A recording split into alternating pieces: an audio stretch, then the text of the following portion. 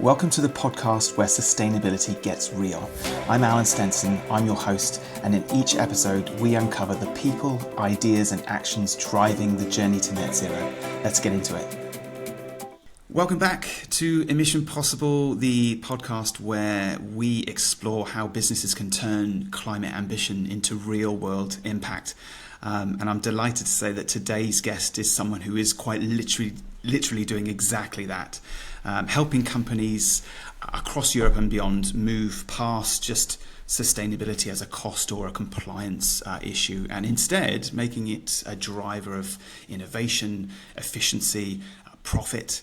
Jasper Steinhausen is the founder of Business with Impact and the author of Making Sustainability Profitable.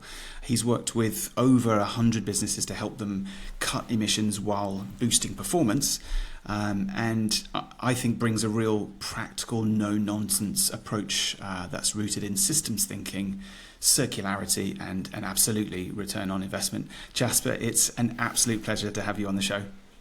Well, I'm delighted to be here, and thank you for that smooth introduction. Thank you very much.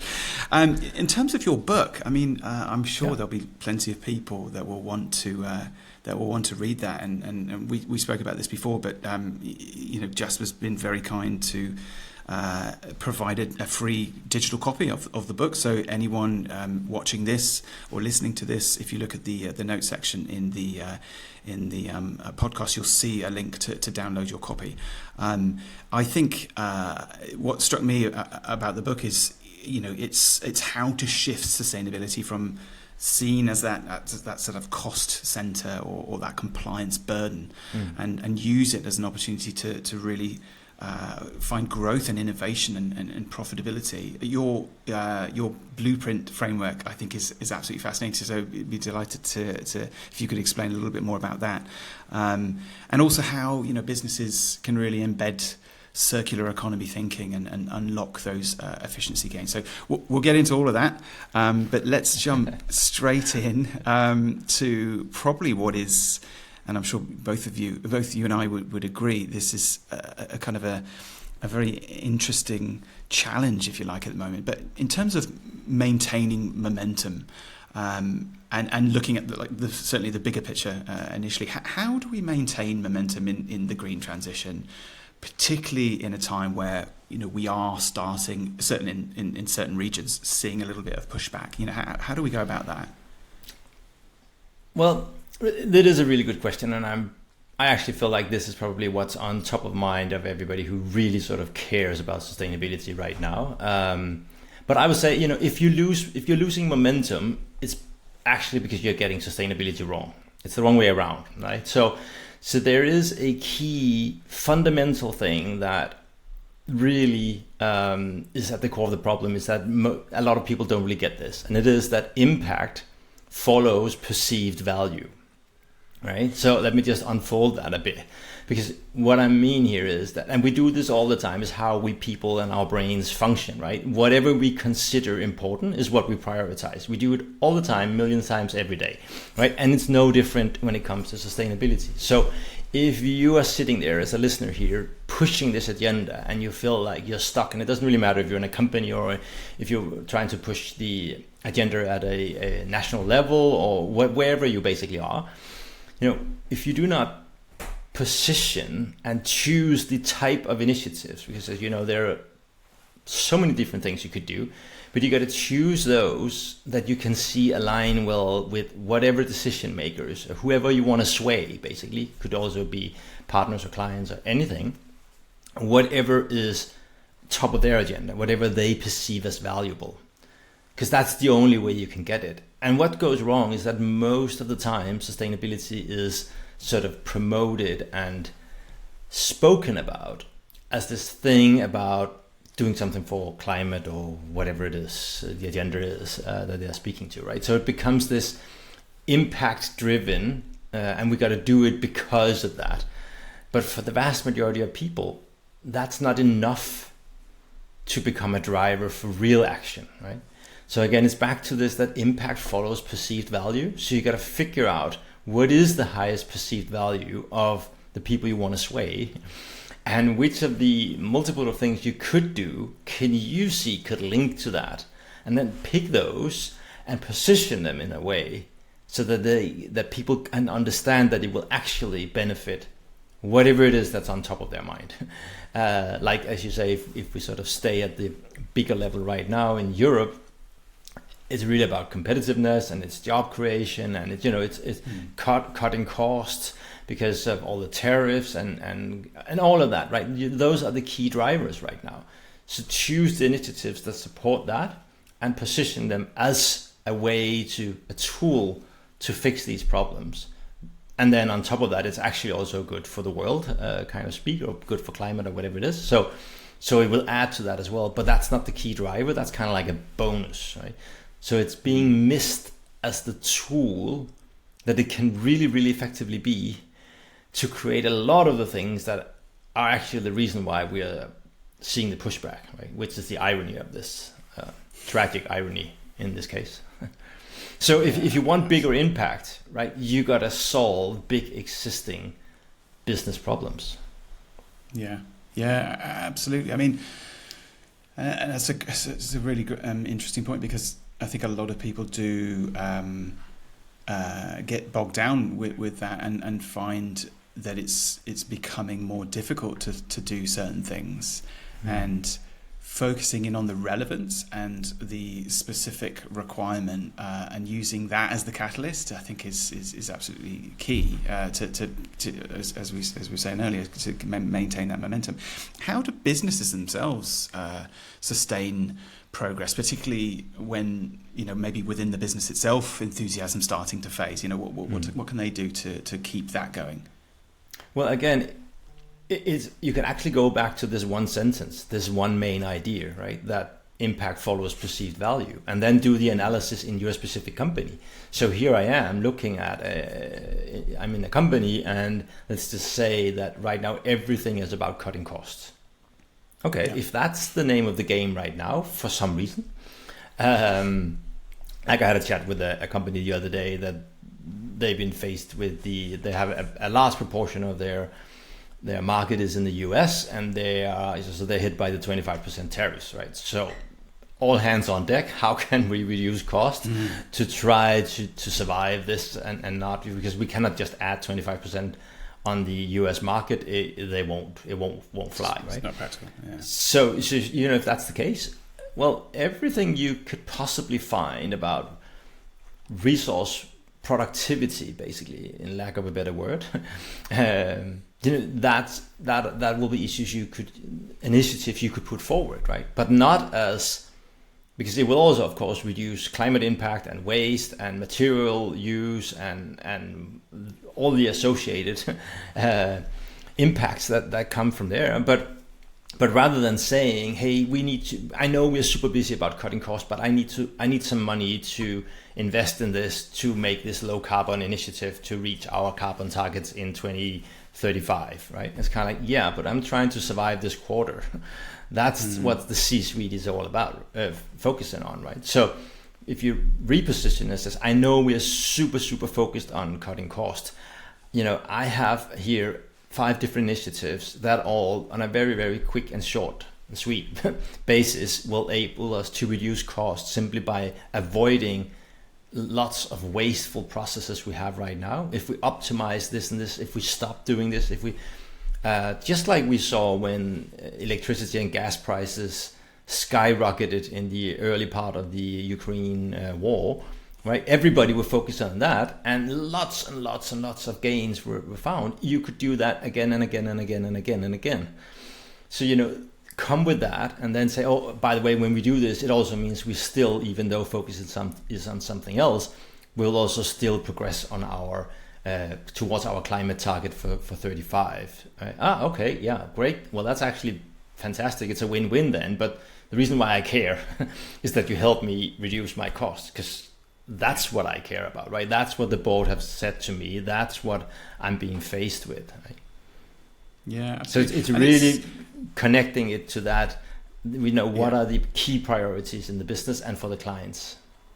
Yeah, absolutely. And it makes it so much more targeted. It makes it ultimately more successful if you've integrated it into a process that is, and it's how it will scale, right? It's how it's going to be scaled, right? Rather than being a proof of concept type of project that we will look at how to implement, right? No, right? That if they're kind of like screaming for it, you're on the right track. Absolutely. But efficiencies and, I mean, in terms of sustainability, it isn't just carbon emissions. It's commercial sustainability is equally important. You could be the greenest company in the world. If you're not making money, then that's not sustainable. No, exactly. So you won't be around to make any impact. Yes. Well, for sure. So, being able to implement that at that stage. So in terms of creating lasting internal momentum, particularly using the impact blueprint, what would you say those, just in a nutshell, those sort of key elements are for businesses to adopt and embrace? Well, if you mean if I could sort of outline the key elements of the blueprint, is that what you? Yeah. Yeah, sure. Okay. So what I wanted to do was to create the simplest possible model I could, because I think that sometimes consultants comes out with hugely complex models, so complex that it's hard not to think that they might be doing it, because then you need to hire them to actually use it. But anyway, so I went the other way around. How can I make it so simple that hopefully everybody can get it and run with it? And then that's what I kind of been described in detail in the book. Basically everything. How do you do every step? What are the processes? What are the questions? How do you do it? So, but there are 5 steps. So the first one is a change of mindset. And that's actually super essential, because if you get this part right, then everything else becomes easier, right? And this is back to what we've just been talking about. It's about putting business and customers' issues and problems at the core of it, and using sustainability as an innovation platform to deliver solutions. And as time goes and the company matures on their journey, more and more stuff will keep being an interesting business case to do. So you will also get around to do the more complicated stuff. It's just a matter of the order of stuff, of your initiatives. So the mindset part is first. There's a whole part of that. So we'll probably get back I would suggest we get back to that. But that for now, just say mindset is the beginning part. Second one is figuring out, where do I want to go, right? What is the North Star of all of this? What's the level of ambition I have? Where do I want to be? What's the legacy we want to be remembered for? Right? If you look at all the biggest brands, the most valuable brands in the world, they are all about something far bigger than whatever it is they produce, right? So Apple is not about hardware or software, right? It's this notion and idea about being different and tackling stuff and creating new solutions and all of that. And that's what people buy into. It's that identity, right? So what is your bigger picture, and how do you connect that with something impactful in the world, whatever that is for you, right? Third one is then mapping out, how do I move towards this? And that's where the circular economy come in, as you teased in the beginning, that it's used as a tool. So the way I go about it is basically taking all 5 steps, 5 different disciplines that are within the circular economy, and then brainstorming all the initiatives you could possibly imagine on the back of each of these disciplines. And then the super critical part is then you match it up against these top priorities in the company that you have, and likewise for your most important clients. And then, on the back of that, you made a roadmap.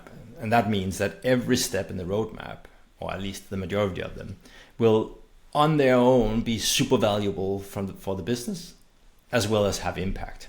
And that's how you know that you will actually start to progress towards this roadmap and deliver the solution and scale them, because they are not nice to haves, they are need to haves. So that's step 3. And step 4 is about supporting how you implement this and get started. And again, if you've done step 3 correct, then step 4 is not necessarily easier, but it's easier to make it a priority, because everybody is now super keen on making it happen. Whereas what we very often see is that it's, well, okay, tomorrow I'll get to it, right? Or tomorrow night, actually, when I'm done with all the important stuff, or next week, or next month, or next whatever, right? So this, whenever something stalls, it's a clear sign that you haven't really picked the right issues to focus on or position them right so people understand. And then the fifth and final one is really going out and spreading this message. And so I call them, the first one is mindset, the second is mission, the next one is mapping, and then it's movement to get the implementation, and the fifth and final one is called magnify. And the reason why I do that is that there are two sides to it. You got to go out and communicate, of course, to get the credits for all the stuff you've done, but also, and that's again actually back to your opening question, to support momentum. Once you now have figured out a way and you cracked the code to make sustainability a profitable thing, right? Something that supports your business, you got to go out and spread that, because we are up against a narrative that I've asked on all corners of the globe, and nobody have ever challenged that that's how it is. So as I see it right now, the global perception around anything related to sustainability is that it's a problem, it's costly, it's hard to connect to business, and we got to compromise our standards in so many ways. And it's absolute rubbish. It doesn't at all have to be like that, but it's so predominant, and it's being just replicated again and again and again and again and again, not just by people who are sort of actively working against the green transition, but also for those who are promoting it. It's kind of like, it's just not like, yeah, I know it is costly. You know? So we have that narrative all along. So it's super important that once you become one of those companies that have found a better way to do this, that you go out and spread that. So other business leaders can look and say, that's kind of interesting. I hadn't thought about that was an option. I thought it was just costly and all of this. So, but here they came up with a better solution, and they're actually, beating the competitors on the back of it. So maybe I should look into this as well. So those are the five, and in the book it's detailedly described how do you work with each of them. So if anybody wants to, it's just it's created as a do-it-yourself book. So hopefully, brilliant. You can just walk away. And I think it's I'm so pleased that you're providing that as a benefit to anyone watching this, because it's, one of the key risks that we face at the moment is misinformation and disinformation, and like you're absolutely right. It isn't just people on the complete opposite side of saying it's all a load of rubbish, and it's also within the sector. There's often misunderstandings, or it's seen as a challenge that can't be overcome, or a cost center, or the attitude towards it, and sort of the perspective and the approach to it can be done so differently. And I think making people aware of that, that's why I'm so pleased that you and I are talking today, is that we need to demystify that and provide clarity around what can be done, and the benefits of doing it, and the approach that you take is probably the most important aspect of that.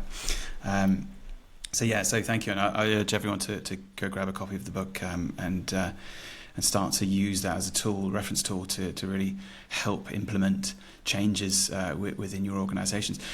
Looking, if we can, just sort of briefly, if you like, on regulation and trying to remove industry barriers, because no one else, and not just now, but particularly at the moment, starting to see other challenges happening. How do you think regulation is getting it slightly wrong perhaps at the moment, and how, by changing that landscape, can we really unlock more rapid adoption of profitable sustainability? How do you see that playing out? Yeah, well, I think it's really interesting that rolling back ESG regulation will not increase competitiveness, not by any sort of significant measure, but doubling down on ESG would, if done right. So what I see is right now, in the name of increasing competitiveness in Europe, at least, we see businesses. And we're witnessing a series of deregulation initiatives, and they are all tied on the back of the Draghi report that I'm assuming most of your listeners will have heard about it to some extent. And I know it's a really comprehensive report, but if you really boil it down to what's left in the public is this notion that, we are falling behind competitiveness wise to US and China, which is true. And as a consequence of that, we got to ease the burden on industry. That's kind of and there's like a zillion more things, but that's really what's left. Those are the headlines. The rest is gone, right? The rest is footnotes that nobody remembers, right? Or have ever read. And it has kind of created a banner where an otherwise uneven set of parties have found a way to unite, as I see it. So we have right-wing populists that for a long time have been sort of against this for all kinds of reasons. Ultra-liberals that just want state to back off as much as at all possible, and then the very polluting industries. And they're all hammering away on sustainability in the name of competitiveness. So some of them are not even talking about, it's not the fact that we shouldn't do something for climate or for whatever. It's just that, we have to, and look to Draghi report, right, and all of that. And it's so easy to get a headline, right? That, to increase competitiveness, we got to do, right? It's about jobs, it's about our survival, it's about the economy in Europe. It's super, super, super, super simple message, right? And it all goes back to this fundamental approach that sustainability is costly, hard, bad, all of that, right? But what's missing here, and why I say the right way and doubling down on that would be interesting, is that if you look at businesses today, they are generally run through a flow of looking at the flow of resources. Looking at the flow of money and the flow of time, but not the flow of resources, right? Because that's not what's being taught at business schools. That is really manage your time, manage your money. Time obviously being the employee. And resource flow is kind of like in the cost of operation bucket. It's a technical stuff. They never really get beneath the surface. And that is buried somewhere in the job description of the technical staff, head of manufacturing, whatever. But the issue is that they are not being measured on it because they've been measured on delivery, right? So we just sold 400 units to be ready by the 15th. You better damn sure make sure that they are, right? So they are so buried in operations that they never get around to it. So when I meet these people and I ask them, what could you do to increase the efficiency of the way you run the show? Avoid waste generation, smarter processes, all of that. It's kind of like, I have loads of ideas. Okay, when do you work on that? Kind of never, because I never had time. Right? So nobody really have a focus on that. And if you look at, these are the numbers from Denmark, but there will actually be percentage-wise even higher in the rest of Europe because we have such a high salary. So almost everywhere you will find that these numbers will be even bigger. But in Denmark, the average manufacturing company, according to the National Statistics Agency, a bit more than 50% of all costs are related and tied into resources. Right, so these are raw materials and semi-components, whatever you do, and then on top of that you have water and energy, and salary is less than 25%. Right? So if you look at it, what we are doing is basically saying we should not look at, because basically that is what everything tied to sustainability and the ESG agenda is about. In some form or the other, it's connected to the use of resources. So what we are saying in effect is, in order to increase our competitiveness, we should not look at ways to try to cut down on the 50% of all cost in the operations, right? And then you can add water and energy, and then it's going to be even higher, right? So it's completely missing the mark. If we wanted to really increase our competitiveness, we actually have a golden opportunity because Trump is trying to get US back to the 80s, which doesn't work like that, but apparently nobody knows or cares. So they're trying, and they will be doing even less to become efficient, right? Because everything related to it is kind of like, well, off, don't touch it, right? It's dangerous, it's high politics. So if we were smart, we would double down on forcing industry leaders to actually start understand and make this a priority. So I'm not saying more reporting or all of that. I'm saying change the focus, help change the narrative, force them to still focus on this, less on reporting, far more on what are you going to do about it. And we could gain billions and billions of euros on this. That could really make a difference. It wouldn't be unimaginable to see cuts in range of 10 to 15% at all, 20, higher perhaps in some industries, right? So we are talking extremely big numbers. And because of we need more competitiveness, we're saying don't look at this, right? Because nobody gets that that's what you're actually saying, right? So it's the exact opposite way around. And I suppose in some ways that's possibly one of the opportunities that deregulation can support SMEs in embedding those circular economy principles, because they form part of that process. So if they're part of that chain and they're embracing that opportunity, they're driving a lot of those efficiencies, which is then in turn making it could be, right? It could be, but now what they're doing is very few leaders are able to connect the dots, right? So they don't have that look on resource efficiency. They have the look on the flow of, not a flow of resources, but flow of time and money, right? So when we then remove the pressure from a regulatory point of view to look into this, it just means that those who were otherwise starting perhaps to dig into all of this and being served with numbers and actually starting to see that, all this waste we're generating, it's a lot of money, or all this, right? So that was one of the good things about the CSRD. There were a lot of bad things in the way it's designed, way too complicated. But generally, it will force. We've seen that many times. It forces leadership to open up their eyes for this part that they further up until then just had again parked somewhere lower in the organization. So by removing the foot from the speeder, from the gas here, and just saying, okay, let's not do this as much. Well, there's so much going on in the world. It's so complicated to run businesses. The risk is going up in so many areas. So they're not keeping their attention there, right? They're moving to other issues, which just means that it's even less likely that they end up actually looking at this, right? So that's really the tragic here, and really it's ironic, right? That under a banner of increasing competitiveness, we're then removing minute costs. I'm not in the bigger picture. I mean, to hire a consultant or to hire a person to do the data or whatever.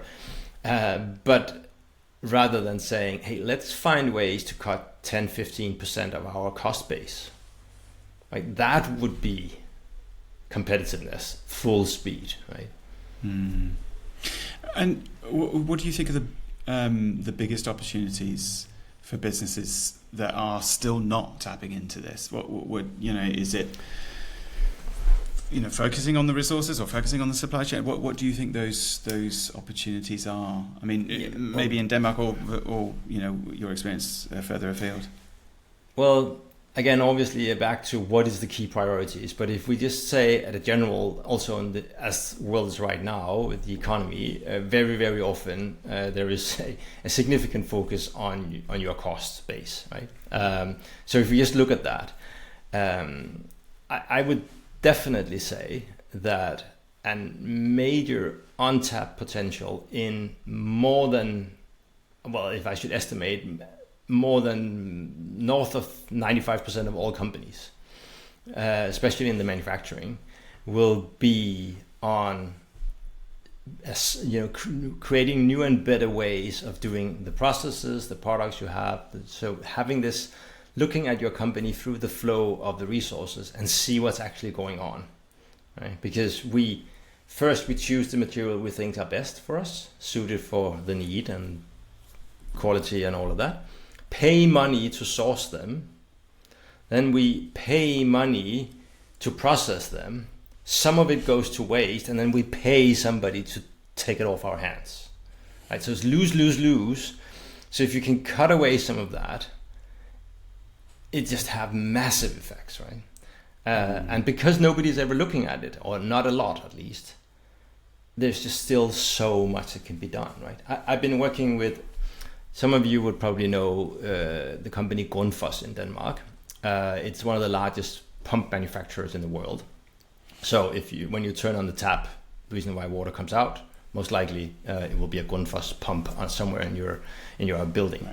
Right. So that's what they do, right? And been helping them work with all of this early on in their journey, and they've really made massive savings. And then I train between 300 and 500 leaders a year in this stuff as part of something called mini MBAs, so light scale MBAs. And one of those on one of the classes turned out to be from Grundfos, and she was actually in an area responsible in sustainability for making waste optimizations, right? And she just said, well, for the 10th year in a row now, she had exceeded her target, right? And she said, I've not at all seen any sign that I cannot keep doing this, right? So again, we are in a super expensive part of the world to produce, creating high quality, fairly expensive top end products. So everything screams that, and in a world, in a country where we have a fairly high standard on sustainability, and we have hard regulation, and everything screams that here we have optimized every single little piece in order to be able to maintain, right? And yet 10 years in a row, she just keeps surpassing whatever targets they set up for her, right? So imagine going to a place where you have not had this focus, and where you are not by design, because of salary and all of that and legislation, already slightly pressed on being able to compete on a global market. Imagine how much you can get there, right? So it's insane how much is lying there. I have clients in the UK where, and I can come back to that if you want, but that's just been, it's insane amounts, and it's something that just makes finance wake up, and it's kind of like, whoa, is this what it's all about? We should do more of this, right? So I mean, how do businesses, how do they find and pinpoint that sweet spot of high impact, high profit sustainability actions? Is that where your impact curve comes in? Is that yeah, how that works? Yeah, you could say that, because it's a diagram. So for the listeners, quickly, if you imagine an exponential curve, you've all seen those, then the majority is fairly flat. And then where it really takes off, that's where I position what I call the sweet spot. So the biggest part of the longer part of the tail there is, I call that the wilderness. That's where most companies are. And that's where you have very little or even a negative return on investment on your efforts within sustainability. And again, this is where you have a clear detachment between your core business strategy, so the super important stuff, and then sustainability, climate strategy, whatever the label is, right? So these are two different worlds. They're separated, right? So whereas the companies that are in the sweet spot, they've tied this together. So it's just what we've been talking about several times during this, that you use this to achieve the problem, to kill the problems that you're facing with, or to achieve the targets and goals that you want to, and your clients want to. So you become, and again back to that, what I talked about in the part about the mission, that you have made it part of the purpose for the company to contribute to something bigger than yourself. It's not just a matter of serving our clients, do good, make profit, blah blah blah. There is some bigger cause as well that you have aligned to, that matches well with who you are, who owns it, what you care about, what you're good at, how you're positioned in the market, all of that. So that alignment means that in there the sweet spot are occupied by companies that basically you could call them a force for good company. They have some bigger issue that they have decided to challenge and work to do something about. And that's then they integrate sustainability as part of the tool. So it's not an add-on, it's not bolted in. There isn't a sustainability strategy. There's just a business strategy where this is ingrained in various ways. Yeah. It's how we operate. Because it's part it's of how we operate. the fabric Exactly. of the business. Yeah. It's just how we do, right? And so everything we do has some sort of business advantage as well as some sort of impact advantage, because we measure on several bottom lines, and ultimately, one of those is a far bigger cause than just in the company.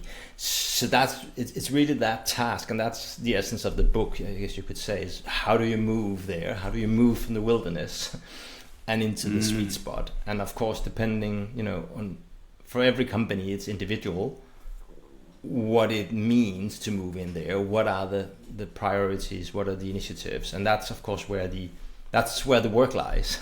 So the framework is clear, but what you need to do is dive in, do the analysis, find out what works, find out what you need to connect, and then innovate. Right? It's very much an innovation and business development agenda.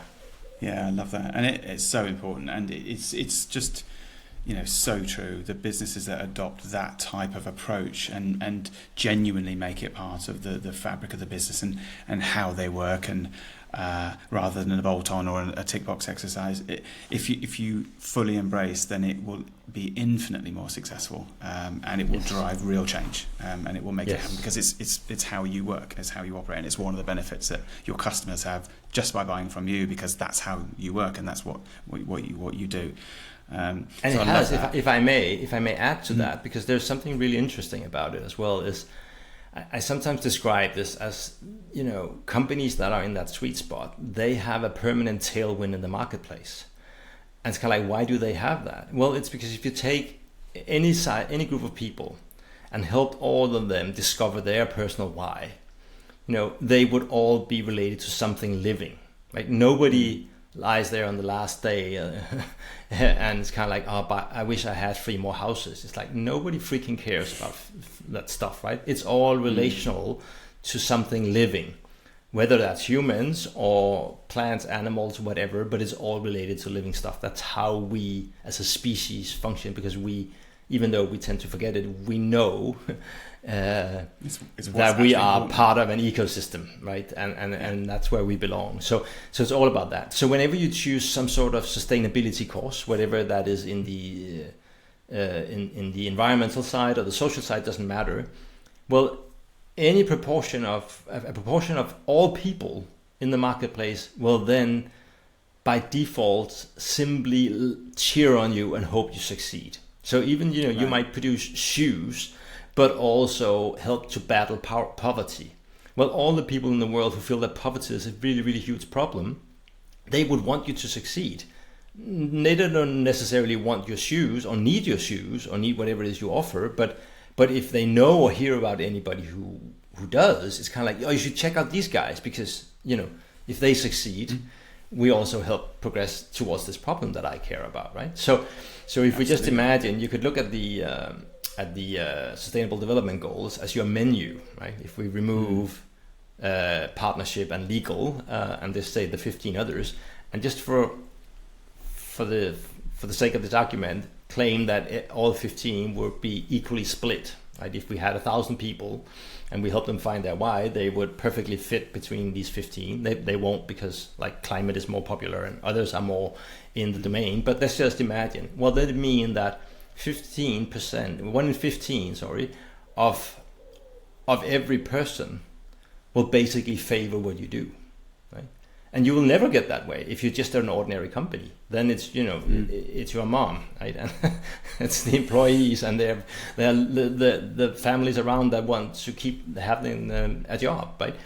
But the second you move in to become a force for good for one of these things that people connect to, well, then instantly you have a fan base.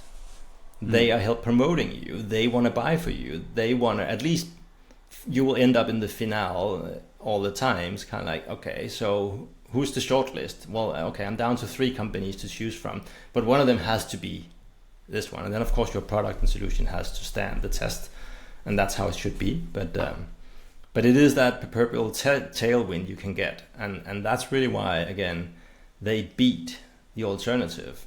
And back to the European scale, that's what we could do. We could help everybody move into that way of doing business, and that would absolutely kill competition on a global scale. Yeah, for sure. I mean, I wanted to see if you had any case studies that you wanted to share, or just some examples where you know you've seen or want to share a nice success story, particularly one that the Impact Blueprint generated would be great. But just to give people an understanding of Sure. you know, what can be done and what can be achieved. Well, I've been working with a UK company to take it to your backyard, and for a year and a half or so, a bit more actually, slightly more than a year and a half, and. Right now I'm actually typing up a case story about it, but since it's not approved, I cannot share the name and all the details, but I can share some of it. So we're talking about a manufacturing company in the UK and part of a larger company that again is owned by a global entity, right? So we have that kind of setup. And also, you know, for your listeners, knowing a lot of them might be in that sort of environmental director type of position, whatever that is, right? So I was hired in originally by head of environment, health and safety and quality. So the classical management and middle management position for this space. That also were in the classical position, really, like, you know, not a ton of influence and not really known in the management circles, and especially not in the mother company at all. And company focusing on, of course, being compliant. That's what we all need to do. But apart from that, just make it as cheap as possible, basically, because there's a lot of focus on driving down costs. So that's kind of like the starting point, right? But we've meticulously been working, again, especially in the beginning, on this impact follows perceived value, and say, well, who is it we need to back this to really to be able to start doing things? And what do they really care about? And then what could we possibly see? So we basically mapped out all the initiatives and ideas he had. I had him sort of plot those up against how much they could lower costs and how little change it would demand, so we would avoid having to disturb the manufacturing processes. And those who came out best were the ones we pitched first, right?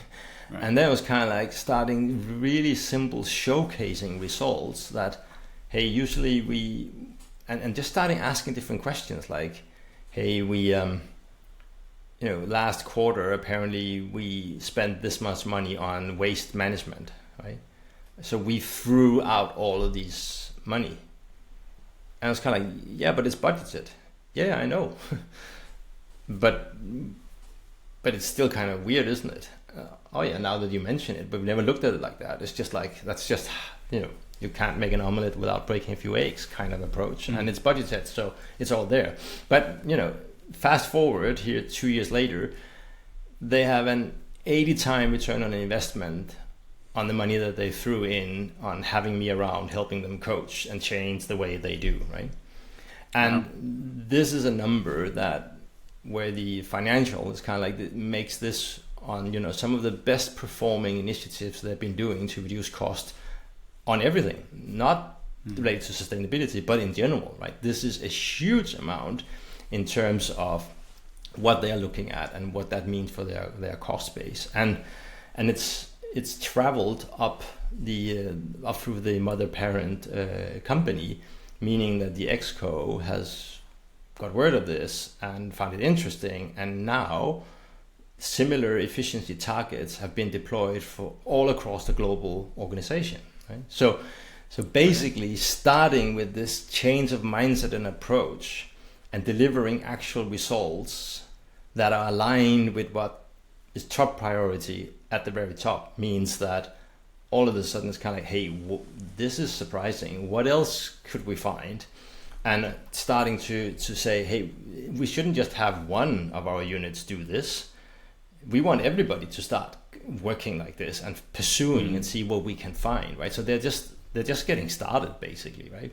And they already, impact-wise, one of the figures I can remember is kind of like 40,000 tons of CO2 emissions reductions, right? So it's also significant amounts there, right? So they go hand in hand, and it means that this entire agenda is elevated from something very, very few people talk about. So all of a sudden, there are loads of people across the entire company and mother company and mother company, so entire group that are working on this simply because they work at it like this way, right? So we've been following that blueprint all the way through, basically. And that's the type of effort you can get. Yeah, I love that. It fits perfectly into that mapping, movement, magnification aspect. It's identifying it. It's ensuring that it drives results and it works, and then scale it to all aspects and all areas of the business. Sustainability, as we said earlier, is key. It isn't a cost; it's a profit center. It's something that enables you to actually reduce your use, reduce your waste, improve those levels of efficiency, improve profitability, improve performance, and the value that you provide to any one of your customers. So but it has to be looked at it from that perspective. Start and end with business, right? That's what I said. That's one of the key things of that's the first one on the mindset part. As I said, in there are five different issues, or five different, I call them the fatal five issues I've identified in people's mindset, and then corresponding 5 to thrive. What is the change you need to see? And the first one of those is actually, it's not about sustainability. Think of this as start and end with business, right? So if you do that, everything else becomes easier, because then you become aligned with what the rest of the organization is working with, right? Whereas now, majority are out of sync. And especially, as you said in the beginning, with a bit of a headwind right now for a lot of on this entire agenda, and the fact that risk is skyrocketing and all over the place, and cost is increasing, and all of that. So if you keep sitting over here in your sustainability cubics and talking about how do we save the world, and do not build the bridge, we cannot, as sustainability professionals, we cannot expect that the people we want to embrace our effort and support it, they themselves will do the work of translating and figuring out what it is you're actually saying, right? So this is page 2 in any book on communication. It's the sender's responsibility to make sure that the receiver understands and makes sense of what you're trying to say. It's never the other way around. Never, ever, ever, right? But we have been doing that in the industry for decades now, right? We preach to the convicted, to the choir, already, right? So when we say we do this and this and this to reduce carbon emissions, everybody who thinks that's super important is all in. Everybody else is kind of like, but I think that's going to be more costly, and it means lowering qualities or compromising on standards or something. Probably not right now, where so much else is already, there's so many other problems around. So not now, right? Please move away. The adult table over here is actually speaking about more important stuff, right? So you got to get yourself to the adult table, and the only way you can do that is translate, because you actually have a lot to deliver to the adult table. But if you don't do the analysis and train yourself to see the connection and speak that language, they will never listen, because they're so busy trying to survive that they will not take the time to analyze what you said, figuring it all out, and think, perhaps that will mean that I could, right? Not going to happen in a million years. It's our bloody responsibility. I totally agree. An absolute pleasure to have you on the show. Like I said at the beginning, there will be a link to Jasper's book. I strongly recommend grabbing a copy of that. But thanks again for your time and your insight, and looking forward to catching up again with you soon. Well, thank you so much for having me. It's been a really pleasure, and for doing all of this, because we just need as many people as possible to push this. So thank you so much for your effort. Not just here, but all the way around. Thank you. Cheers, Jasper. Take care. Thanks for listening to Emission Possible. If today's episode sparked an idea or presented a challenge, please reach out and let us know. Subscribe, share, and stay tuned, because net zero is absolutely possible.